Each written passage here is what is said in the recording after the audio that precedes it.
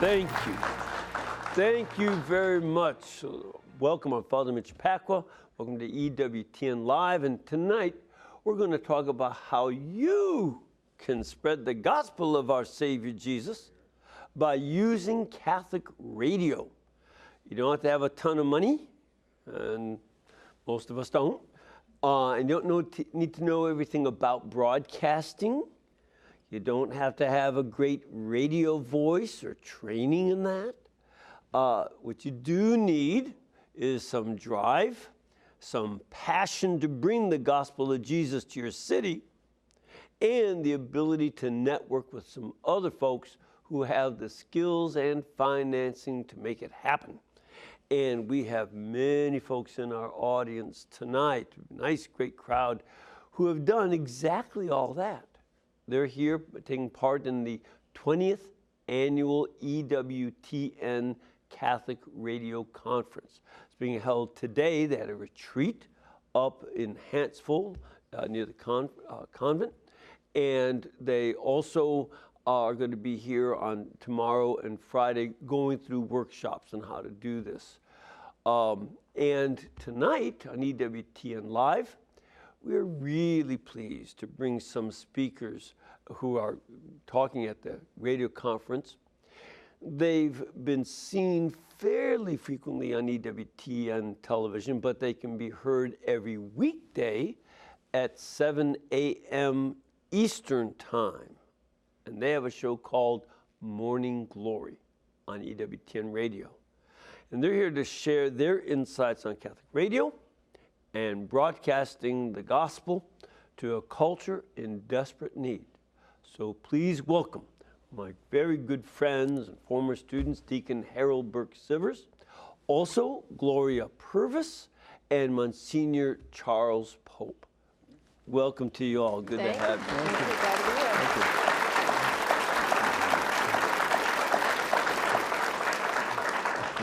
I didn't address you as my close friends because we're just meeting. In fact, today I'd never met Msgr Pope before. And Gloria, I don't think I've... Yeah. Long time ago when there kicks in my old age. EWTN, we did a television show together, Authentically Free at Last. That's right. With Damon Owens. Yes. That's been a few years now. It has been, It's good to have you back. Glad to be back. Harold, I knew well from class, and you. The odd thing is about your radio show, you two are in Washington, correct? Yes. And Deacon Harold, you were all the way in Portland. That's right. Sometimes, because you're still traveling a lot. I do. Yeah. And to think that it's 7 a.m. in Washington, which is a decent hour, but in Portland, it is an indecent hour. I mean, the thieves and crooks have barely gone to sleep by that time. And you're up at what time to do this show? 3 a.m. 3 a.m., yes. But you know, I remember the from night class, shift is when you going taught on. us the scriptures, I remember one of the favorite Psalms, at midnight, I will rise and thank you. So I remembered that. So I take consolation. Well, that's good. That's good. Well, sounds like the start of another paper. Well, first of all, let's talk a little bit about what you do on your program. What is the approach? It's I do some teaching shows. That's not exactly what you do, is it? A little bit of both. I mean, we try to comment on some of the news in our first segment. Okay. Especially the news is maybe more important to Catholics. But then we often do some teaching segments. We also do a lot of commentary on culture and so on. Like this morning's show, we did some commentary on in terms of the scriptures on 2 hard sayings of Jesus. Not to give what is holy to dogs or cast pearls before swine. So that's a kind of a teaching segment. And then we also did some cultural segments. Yeah, we did. We talked about today we talked about one woman's view of feminism after having worked in a women's prison, how it changed her idea about feminism. Oh, well, that does, and that's an area, I do some prison ministry and support and stuff. And women's prisons are more neglected than men's Yes. prisons are. And that's a very important area to get involved I in. think her idea of female empowerment was very challenged when she met these women who were actually oppressed and actually experienced a lot of discrimination. And what troubled her is in talking to them about female empowerment, these women said, we just want a good man, a trustworthy man, a man that's going to stand in the door and send bad people away.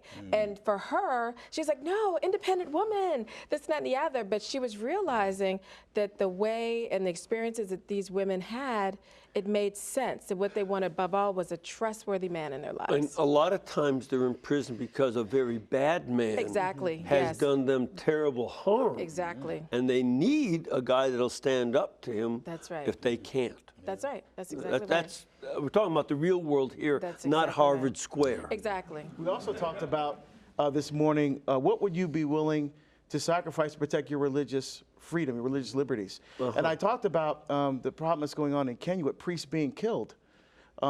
Because In Kenya? Yes. Some because of robberies, but some because they're standing up to protect their religious freedom and their rights, and they're being killed for it. And we're not being killed in the United States, but when they try to push agendas like transgenderism or the so-called redefinition of marriage, which Monsignor Pope has mentioned on the show is actually the undefinition of marriage. When they try to, when they try to have abortion and fetal stem cell research and euthanasia and assisted suicide, they're going to try and say you need to follow along with the script here. We're going to take away your 501c3 status. We're going to, you take away your ability to wear religious garb. We're going to take away all your religious rights, and we have to stand up and say no. So we talked about that. If they're willing to die in those African countries, what are we willing to do here in the West? I would suggest that in Africa, they are exercising their religious rights and therefore responsibilities, while as fewer and fewer people go to church in this country and don't exercise their rights, they may not exercise their responsibilities. And this is something that we all have to be very alert to. Great point. I guess the heart of the show is that we're trying to help Catholics navigate in a culture gone crazy. And we need to talk about the hard issues. And a lot of Catholics complain they don't hear about it in the pulpits. And we try to talk about them, raise them, all the difficult ones of so-called same-sex attraction, same-sex marriage, abortion, physician-assisted suicide, death penalty issues. Just items in the news, transgenderism, of course, all of that. So we're trying to help Catholics sort of navigate and stay sane. Yeah. This is, well, here's the question though, given this culture, there are forces within the culture, and it's the politicians are you moving their mouths a lot. The real problem is with industry and business. When they support these things, they put money behind it. The politicians put a lot of yak, but the people in business put money, hiring, firing, etc. And they think that this is a solution for culture.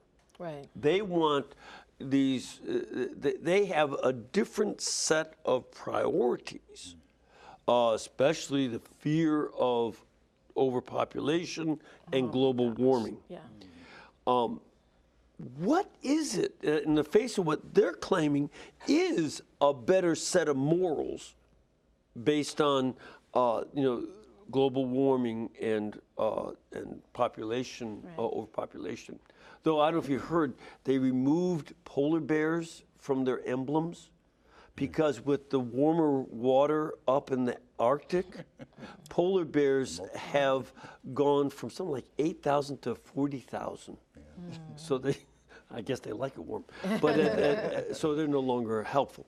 But what is it that we bring as Catholics? What Catholic perspective on these issues makes your statements better than what they're hearing from other sources? A lot of times these very issues that you talk about also become aligned by political party. And one of the things that we do in Morning Glory is remind people our allegiance is to Jesus Christ. not to any parties. political party. Absolutely. And so when you have that, you could look at these issues freely without, trying to be partisan or defend your rear flank. It's all about living your life in allegiance to Jesus Christ and remembering, with all the scaremongering, with overpopulation, the Lord does not give a vision without a provision. And his first command to us was be fruitful and multiply.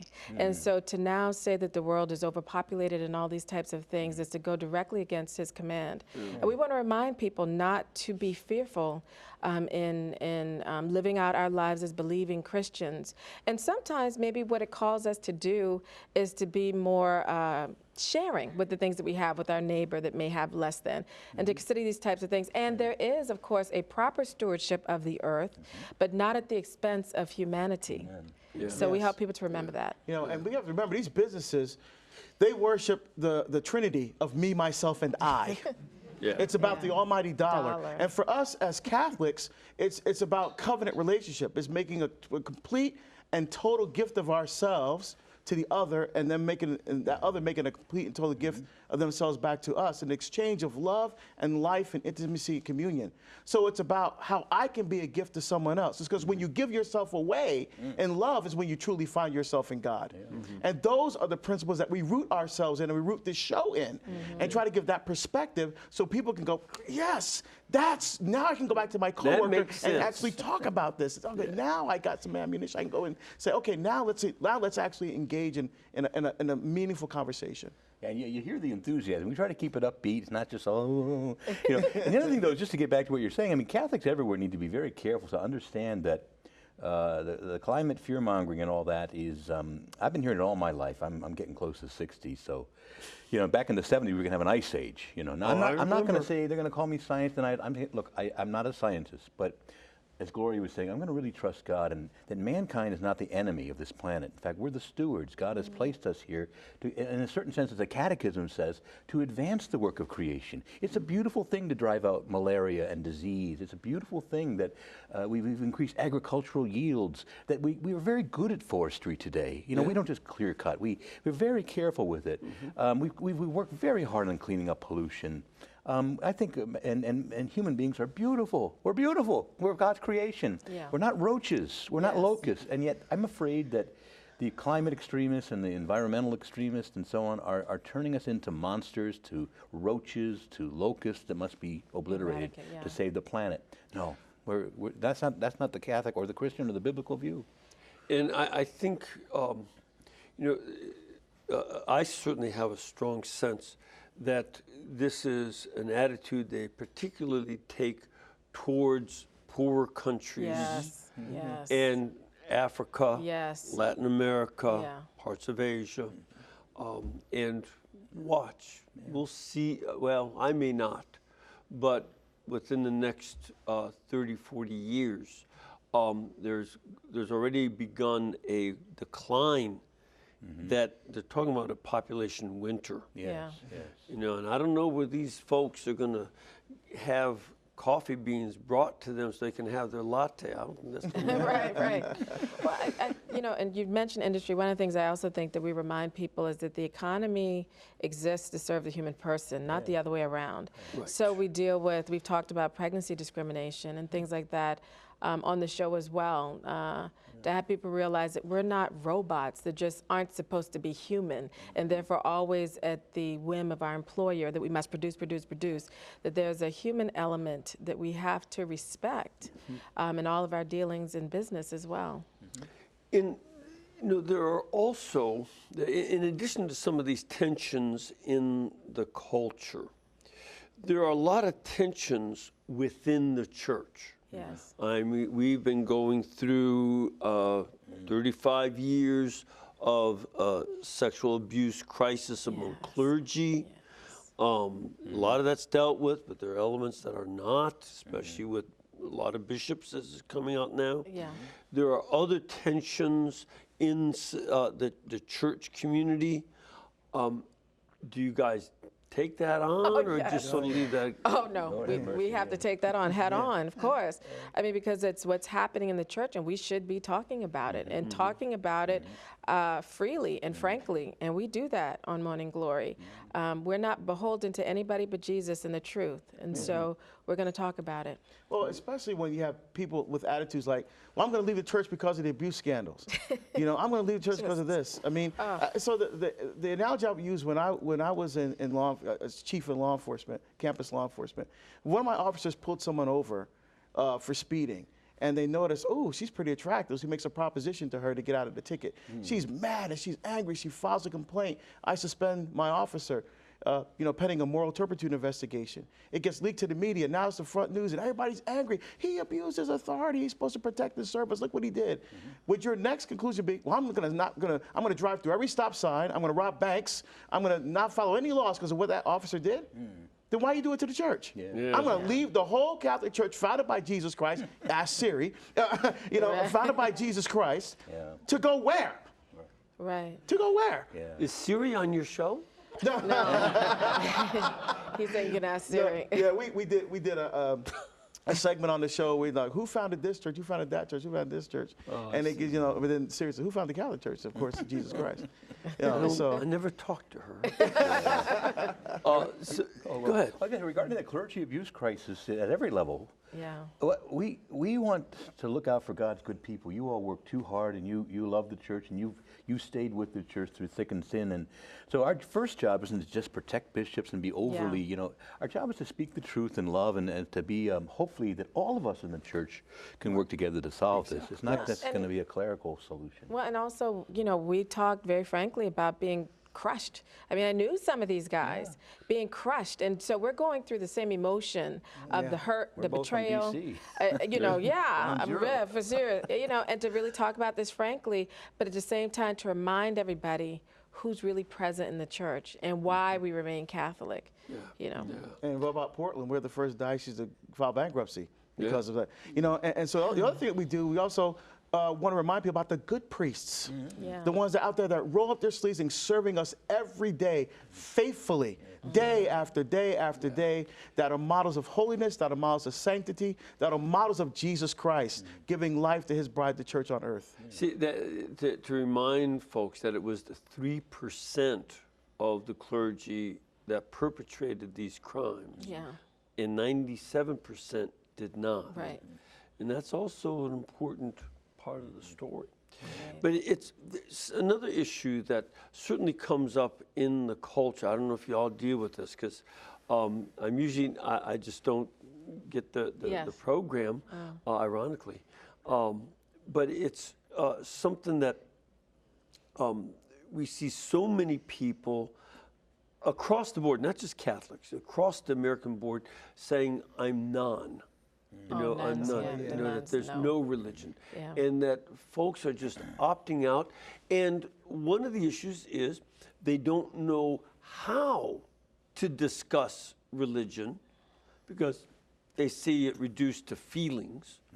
And do you address this issue of the atheism, agnosticism, and just non-religious?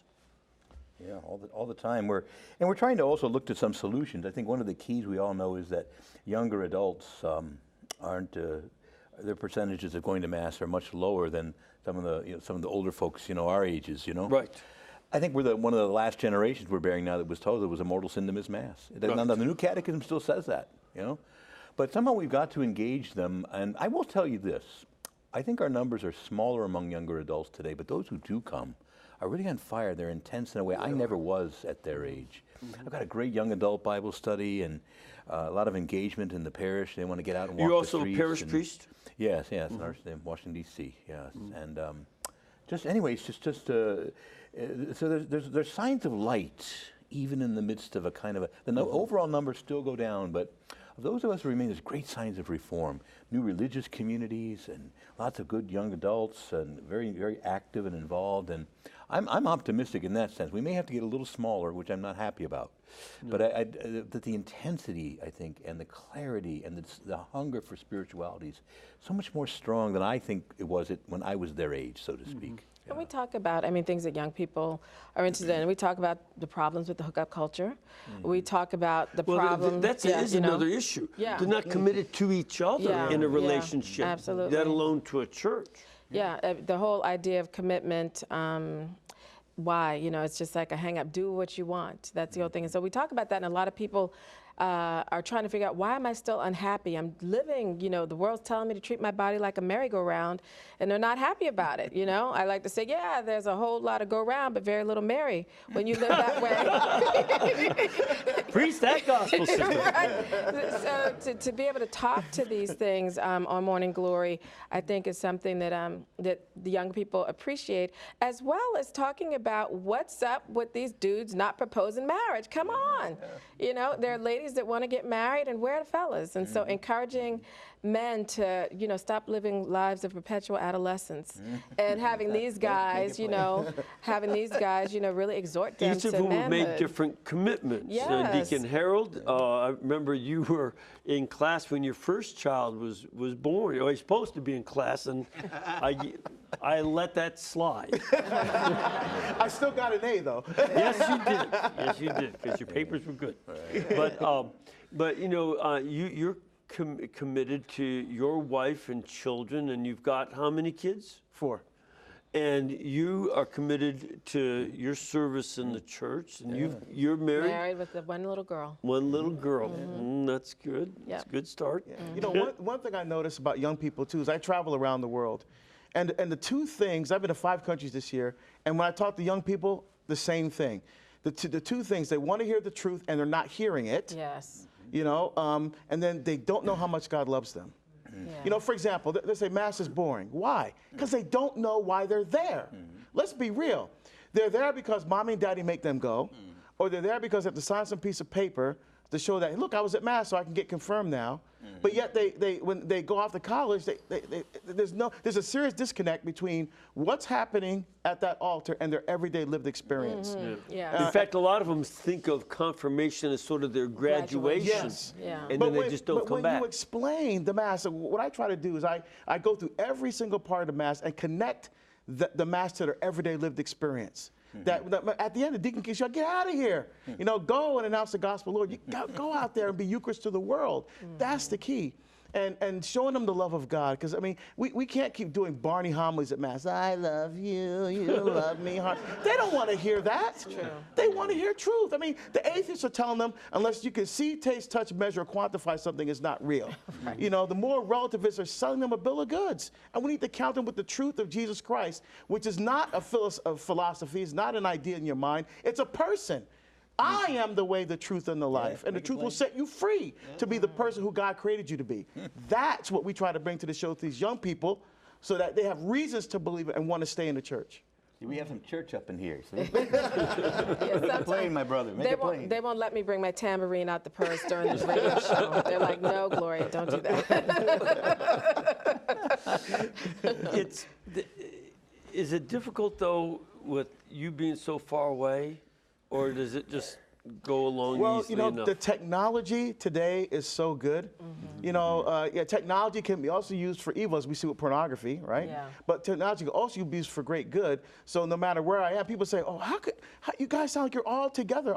That's exactly how it's supposed to sound. Right. And even though I travel every week, I'm in a different city or something every week, you know, we have the technology to be able to sound like we're all together. And we're good friends. I mean, I've known Deacon Harold for a long time. Long time. About more than 15 years. Known Msgr a really long time, also well before the show. So we have real, authentic friendship. So it feels very natural and close just to talk to them every morning. Good. Yeah, Good. sometimes we get to disagree, too. We do. Yeah. We disagree. Yes, we absolutely do. Yeah. Like on that commercial with Oh, the about Gillette. the Gillette commercial. I thought it was great. You know, it was a calling men to virtue, and I thought it was great. And Deacon Harold was like, No. he did. He The hated bar it. here. We should start the bar here, period. I thought it was a great All right, invitation you to virtue. guys, don't get settled down. Settle down, or I'll give you all jug.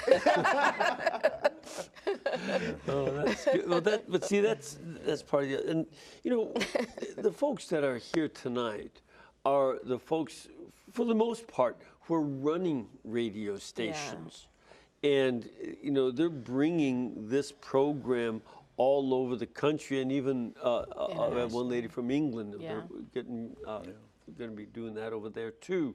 And it's terrific. I'm sure you hear you get calls. Yeah, well, what we do is we receive emails, text messages. They can tweet us. They can respond to us on Facebook Live and also on YouTube during the show. Okay. So And you see then, Yes. that Some folks are interaction. listening From all over. all over the place. Yeah. And this is amazing when you consider that in 1990, there were 2 Catholic radio stations in the country. Right. wow. One was up in Alaska, and it was they'd have mass and prayer, but they also were doing a lot of communications. The phone didn't work so well. So Mrs. Jones is about to have a baby. Can somebody fly their plane over the lake and pick her up to the hospital? I mean, there was a lot of that kind of communication. It was really great. And then the other one, they were hoodwinked, I think, into inviting. They told me about this.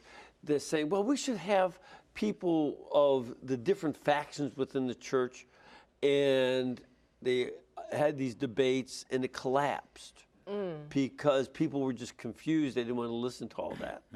If you want to listen to debates, you go on some of the news channels, and they yell and scream. But it didn't work. This has been, we have hundreds of radio stations, around the country, and having you all there to do this kind of programming is very, very useful. I might also add that this medium, television, works well if you got a room to sit in and you can kind of be still. We're kind of a medium for people on the move, where they're driving in their cars or out for a walk. Sometimes they podcast us, sometimes they, they listen live. But it's when you're on the move. That's right. Maybe you're working around the house, and I mean, your time is one of the prime times to be on radio. Yeah. The Morning morning drive. come. Morning drive, yeah. Yeah, except for you. Yeah. The sun's not up yet, but that's all right. But it's amazing to me Actually, that there are a lot of people on the West Coast going to work at that time. hour. That's true. Because they have to keep up with the businesses they're connected with in the East East Coast. Coast, that's right. Stock exchange, things like that. So there is a significant number of people on they the West Coast. rebroadcast in different the time zones Time too. shifted, yeah. Oh, is that right? And Big it time. impresses me that a 20th century technology would be one of the keys to the new evangelization of 21st century radio. I mean, Yes. think of it, we got satellite, we got podcasts, we've got all these different technology and YouTube, and people are still listening to radio, and that's what makes the affiliates so incredibly important. Yes. Jesus sent the 72 out. So we got to send more than 72. Go out and spread the gospel. EWTN is phenomenal. Mother Angelica, what she did was incredible, but it needs to be spread. As we have the 72, well, more than that, of course, but went out and spreading the gospel literally around the world. It's amazing. It's hundreds. I know it's over 300, in this country, and then other radio stations abroad. And one of the things about the conference that y'all are speaking at is people can see how others have done it. Yes. It's not out of the question. It's something that you'll get to talk to a lot of folks. Yeah. They didn't know anything about radio, Yeah. and they learned, and it was, feasible. It's a lot of work, but they learned. Can be done. And also, I think radio is flexible in the sense that, obviously you have huge amounts of equipment in a TV studio. It's a little simpler with radio. We got a little Comrex and some very, very few, and you just kind of lean into the mic and start talking. Yeah. But no, so it it's is fairly simple, and economic use of, and again, addressing people as they're working on the move and such. So, Well, even for people that aren't Catholic or not people of faith at all, Right. think about it. If someone walks in and they see you watching, what are you watching that for? And they make an excuse. But in the car, you by yourself. Yeah. You can listen, or maybe in the airport, you got your iPad. You listen. You're not Catholic. You're not, but you're interested. You go, whoa, what, is that what they teach? Wait a minute, and you can start. The Holy Spirit can start working on you without any of the distractions, anybody else judging you or pointing fingers at you.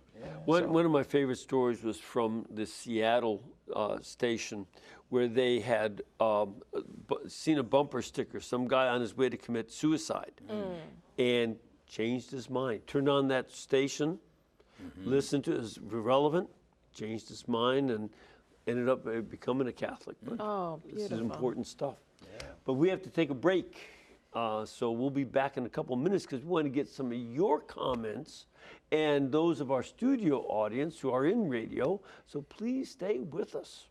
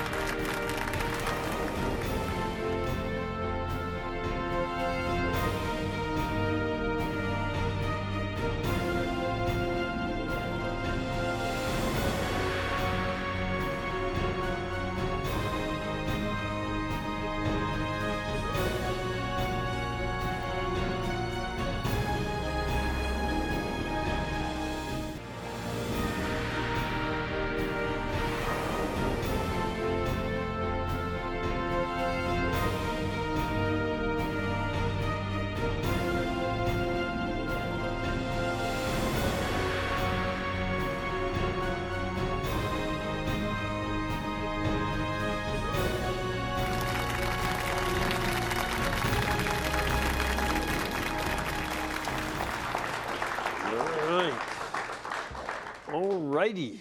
Are you all ready for some questions? Sure. I bet you are. Yeah. Let's start off with Noah. Noah, where are you calling from? Raleigh, North Carolina. Great. Good to have you here. And what is your question? Okay, well, I first want to say thank you very much, everybody. I listen to your show, Morning Glory, every day. But my question was, I'm 18, and I'm in the Legion of Mary. So I do door-to-door evangelization, and I've recently come in contact with a few people who have been in tough times. So my question was, what are some of the best scripture passages or psalms that can help somebody, especially when they are in need of consolation? Yeah, wow. Well, I want to just commend you for going door to door. That takes a lot of courage. I had 40 of my parishioners. We went door to door, but we spent almost a year and a half training to do it. But it's great work, and thank you for doing that. We need you out there. I think I'll also start out with one that I find very helpful in that we have to say that, in Romans 8 and verse 28, St. Paul says, all things work together for good for those who love and trust the Lord and are called according to his purpose. And I found that in my life that a lot of times the Lord allows a little bit of trouble only to bring a better blessing, whether greater healing or awareness of my own mortality or humility or just I learned gifts I didn't know I had, or I learned new strategies, on and on I could go. But somehow even these difficult, painful things work together for us. So, yeah, I would some lines from the book of Job, read through Job, and also some of the Psalms, particularly like Psalm 22, that starts off, my mama, why have you forsaken me? And it goes through, but at the end there's hope, that's not the end. That the cross is, we don't stay on the cross. There is no resurrection without crucifixion. There's no Easter Sunday without Good Friday. And that the Psalms, to go through some of those Psalms, and it's just an amazing, beautiful journey. Yeah, Psalm 131 would be another good one. And what you might want to do, Noah, is even have a little, get a few of these verses on a small piece of paper or card that you can sort of leave with somebody. And that might be a good help for them to hang on to that, and they can keep on going back to pray over. And just one more would be 2 Corinthians in the 4th chapter. Paul says, for these momentary afflictions are producing for us a weight of glory, way out of proportion to the suffering. So if that devil wants you to get discouraged, just I'm encouraged because whatever I'm going through is producing. Amen. Producing. Amen. Yeah. We have a question from our studio audience, and I think everybody knows her. Miss Janet Moreno, how are you doing? I'm fine, Father Mitch, and of course I'm the Executive Director of Priests for Life. My question is for Deacon Harold. First, I want to thank you, Deacon Harold, for your support of Father Pavone and Deacons for Life. And so in particular, I'd like to know, how do you see the role of deacons protecting the unborn? That's a great question. Well, we have to remember that the deacon is the minister of evangelization. He helps the bishop with his ministry of evangelizing and spreading the gospel, which is why even when the Pope says Mass, a deacon reads the gospel, the evangelium, the good news. And so the most of deacons' preaching is not at Mass. That's the purview of the priest, because the priest is the shepherd, and the sheep need to hear from the shepherd, the deacons are the sheepdogs. You know, our job is to go out and round up the sheep and bring them to the shepherd, bring them to the sacraments. I want you in my pasture. And one of the ways we can do that is to spread this message, this message of the gospel of life, you know, and not be afraid to go out there and not be confrontational. With Psalm 119, verse 88, because of your love, give me life, and I will do your will. You know, so we always lead with love. But we have to send the message that every single human person, from the moment of conception to natural death, is made in God's image and likeness. And there is an inherent dignity, therefore, within every single human being, no matter what race, color, or creed that they are. And we need to see each other the way God sees us. And to really drive that message home as deacons, because we can be a place where priests can't be. You know, to spread that gospel message. Well, same thing with that young man, Noah. You know, he's going door to door that I don't live in Raleigh, and I don't live where y'all live. Right. You know, and I don't work where y'all work. And you can get into places I can't. All of us have this obligation from Christ to go out and teach all nations. Amen. Sir, where are you from? Buffalo, New York. But are you working in radio? I am. I'm the general manager at the Station of the Cross Catholic Radio Network. Great, great. Good to see you here. And your question? My question is, it seems that the church is gravitating more and more towards issues like environmentalism, often at the expense of other issues like life issues. And I'm wondering why that is and what can be done about that. Maybe a couple of quick disclaimers. I think there's not a zero-sum game. You know, we can always talk about a lot of issues, juggle more than a few balls in the air. But I think you're right, especially in recent times, and Pope Francis has emphasized a great deal of these things as well. Now, my thought on it is that, first of all, you're from Buffalo. I think some warmer climate would be a good thing. Right. But I think the struggle that we have in the church is that a lot of the issues that are rather clear doctrinally, like abortion, you know, euthanasia, you know, and sexuality, marriage, are very clear, and they don't admit of a lot of prudential judgments. You're either for or against abortion, you know, and so on. Whereas climate change and some of how we care for the poor and different things like this, there's a lot of prudential judgments. And in a certain sense, maybe we need a little more conversation. But I also, as you heard me say earlier, I'm a little concerned that some of the alarmists, you know, climate emergency, 10 years before we're all going to die, so to speak. And even like 500 climate scientists wrote to the UN saying, put a stop to this extremist talk. It's not that bad. It's bad, it's serious, we need to be serious about it. But fear-mongering like that is going to, you know, backfire. So I think somewhere the conversation has to go on. And as you heard my remarks here, there's a deeply anti-human dimension. So somehow I think we need to get together. Human beings are the solution to this. And we want to lift up humanity and so on. Well, one of the things that I would say also is if the church doesn't speak in the area of care for creation, it's when you have the alarmists coming in and being the only voice. So I think it's good that the church is speaking, and we can walk and chew gum at the same time. Just because we speak about care for creation doesn't mean all of a sudden we're going to say, oh yeah, abortion, we're all right with that. We still have a prophetic voice there as well.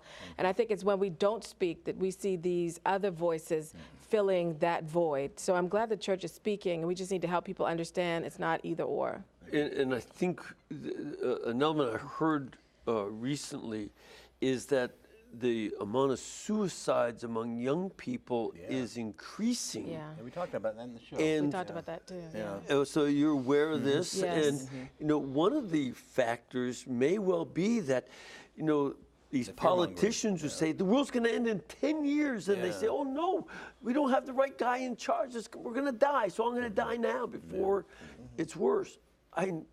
This is we actually had abuse. On the show, We talked about that, The yeah. psychologists in England were particularly saying so many young people are coming to them with despair about climate.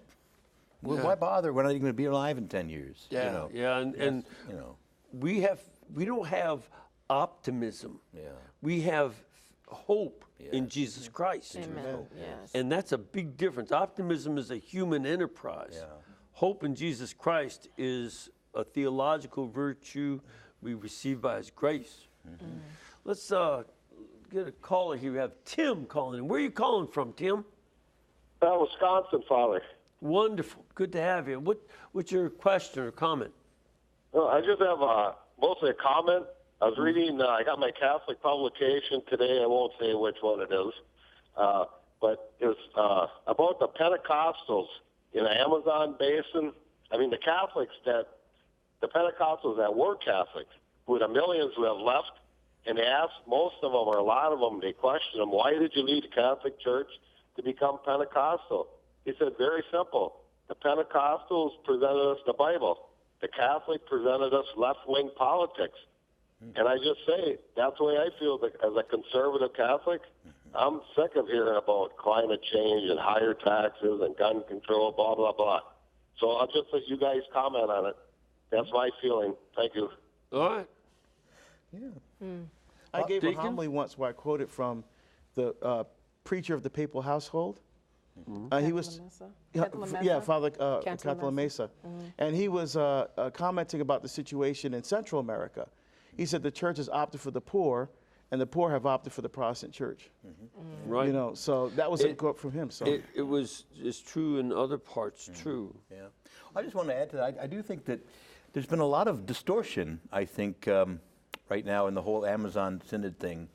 And I think that's a very insightful comment because the Protestant churches down there, especially the Pentecostals, are growing by leaps and bounds. And maybe if we want to find a solution, we better find that. What people want to hear, they want to hear about Jesus. Yeah. And Jesus is the liberator. He's the liberator. He's the one who frees us. You know, I worked in Peru back in the 70s, and I was, you know, really nervous about all the politicians I met. I met from the right-wing military government, the Marxist party, the Socialist Party, the Workers' Party. We met the leaders of all these different parties. And I said, I wouldn't trust one of you as far as I can throw the Amazon. Right. And you had so many priests focusing on, if we go with this guy, it'll be, well, you sound just like they do. Right. Yeah. Right. Yeah. And what I heard from folks is they go to church, they want to know, am I going to heaven? And how do I get there or not? Yeah. Where is comfort? My life is poor, miserable. Where do I find this? And what they were offered was something far worse. This is something that we have to pay close attention to. And to their credit, some of the bishops at both the Synod and in the Amazon Basin are saying just that. They're saying we've got to get back to the Christian basics of Jesus, you know, the Blessed Mother and the Gospels, and just we've got to get there. Sir, where are you from? I am from Fort Madison, Iowa. And you also are in the radio conference? I am. And first, I'd like to say I enjoy your show very much. Thank you for listening. I thank you for the depth of common sense wisdom that you bring to Catholic radio. It's fantastic. Thank you. I wanted to ask on behalf of the people listening, or watching the show, I mean, if I wanted to start a Catholic radio station, who do I talk to? Jack Williams, jwilliams@ewtn.com. Contact him. He wants to hear from you. He wants to hear from you, yes. The other thing I might say is that some people think if I got to run a radio station, I got to have a big building, all these microphones and panels and dials, and it's not always. Some stations are like that, but others are they're out of a closet in someone's house where it's got more of an EWTN plug-in, and they might not be doing a lot of local production, but they're serving as a conduit. The real cost is buying the signal and making sure that the transmitter's up. But I think it's not always as complicated as you think, and some of the folks here would be able to tell you that. Yeah. The folks have had their whole radio station in the corner of their living room. And so easy to do. But it's talking to Jack Williams or email him. Yes. jwilliams@ewtn.com is his email. Yeah, that'll memorize it. It's easy. Yeah, it is. Another question from our studio audience. Sir, where are you from? Cleveland. Cleveland. AM 1260 The Rock. And just wanted to know, obviously current events are a huge part of what you do on your show, but are there other people that you talk to, other sources that you get in order to get those topics that you want to discuss, and how do you confer about that before each show? We have in the past had guests. Right now we're sort of focusing on our own conversations, and how the show will include other guests in the future, we're not sure yet. But I think that what we try to do in terms of coming up with topics is, Gloria's very good at keeping her eye on the culture. She's always got, did you hear about this? No, I didn't hear about it. If she's got a kid she's raised, she's got to know that stuff. Deacon and I are like, I don't want to listen to it. You know? But I mean, the politics stuff. Yeah, right. Yeah, the politics. Right. But Deacon and I kind of, especially, I can just speak for myself, that I'm tending to, I bring in a lot of the stuff I'm hearing, like what's going on in Rome or within the church. So that's kind of my area in terms of the news events. And, you know, Deacon does a little bit of both. You know? Yeah, when I try to select stories, and we have different sources that we use for the stories. We have, you know, National Catholic Register. We have Msgr's blogs. We have a number of different Catholic news agencies. We have a number of different sources. And I go through and I look at the stories and say, oh, wow, that I think we could bring an interesting perspective to this topic, you know, and have a conversation about it. And then the response that we get is pretty tremendous. So that, we've hit on something that people want to hear about or give a Catholic perspective to. And also rearing a child. Like I have a little girl that's 8 years old. 8? So I'm concerned about what's happening out there, trying to rear her to be a good Catholic and talking to other mothers and parents and finding out their challenges, knowing, you know, that's what actually brought me to be exposed to the whole transing of children, transgenderism being pushed upon kids and medicalizing them early, putting them on puberty blockers and just doing all sorts of terrible things. And so trying to be a voice out there for these parents that are struggling with children that have gender dysphoria and trying to be a voice of hope and encouragement to them and provide them with other resources rather than listening to what we know is not good medicine, basically malpractice to do these things to these children at such young ages. Yeah, one more source for me, it's a shameless plug, but I mean, I've been writing for 10 years, a blog, and a lot of material sitting out there, and a lot of things that, you know, interest me to bring up about the faith and so on. So when we're not doing some current events, we're doing some maybe deeper events like, you know, what are five aspects of prayer in the Our Father or something like that. We cover spiritual topics as well, and I draw from my own writings. So you don't find the well running dry? No.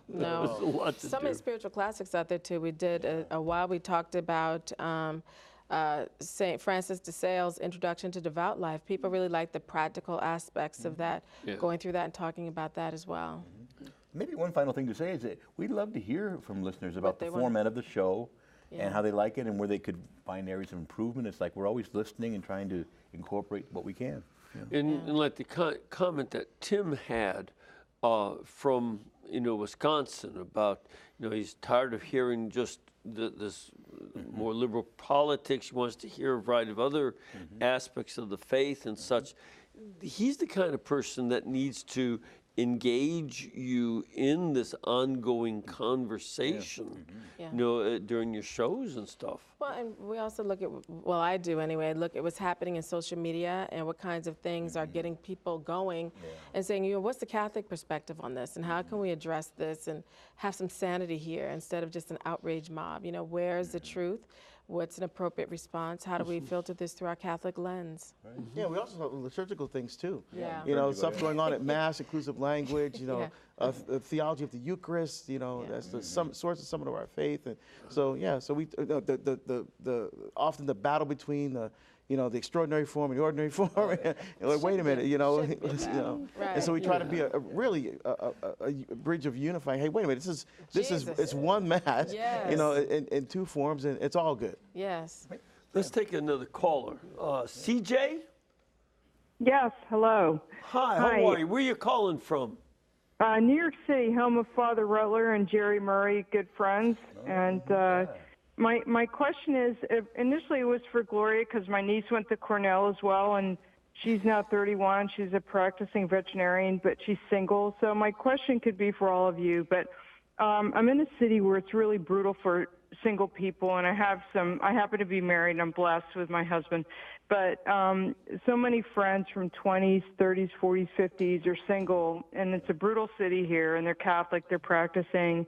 And how do they meet other Catholics, and how do they, you know, it's just hard, and I thought maybe you had some thoughts. I mean, they are active in the Catholic community, and I thought maybe you might have some other thoughts on how they can meet other Catholics, because their vocation, a lot of them, like my single girlfriends, you know, they are desiring a vocation of marriage, and I just would like your thoughts would be great. Sure.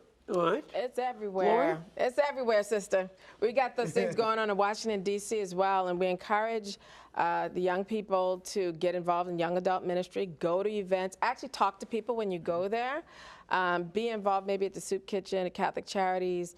Also, they have things called meetups. You can start meetups for other young single Catholics. Just go out and ask people and talk to people. You have to get outside your comfort zone, and we're particularly encouraging young single men to please talk to the women. Please ask them out on dates. Yes. Get out of just your texting and whatnot, and actually ask a woman out. You know, please. By the way, we talked about this on the show this morning. We just talked about this. We just talked about this topic on the show. But I did a theology on tap a few years ago in D.C., and I did the same thing. I said, I want every one of you men to get out a piece of paper and a pencil. You're not leaving this room until you come out with a phone number. Yes. You know? Yes. Some of them snuck out a side door, but I said, you got to show it to me, man. I got to see it. One thing I would add is adoration. Yeah. Go to adoration. I had an amazing experience in Singapore where I was in an adoration chapel, and a young man came in, well-dressed, beautiful suit, took his jacket off, laid prostrate on the floor in front of Jesus, 15 minutes, got up and left. I said, let me go talk to this dude. And I said, man, I'm really impressed you found time for Jesus. Obviously, you're very busy. He said he was an investment banker. He doesn't have time for a full hour of adoration, but he fights 15, 20 minutes here. And I said, your girlfriend must be so proud to have a guy like you in your life. He goes, I don't have a girlfriend. I'm praying for my future wife. I said, this guy gets it. So every guy in adoration doesn't necessarily want to be a priest. So. That's right. Well, see, that's exactly right. I remember working with a group of young adults, and I would recommend that a group of young adults stay young adults. Don't stay past 35 or so.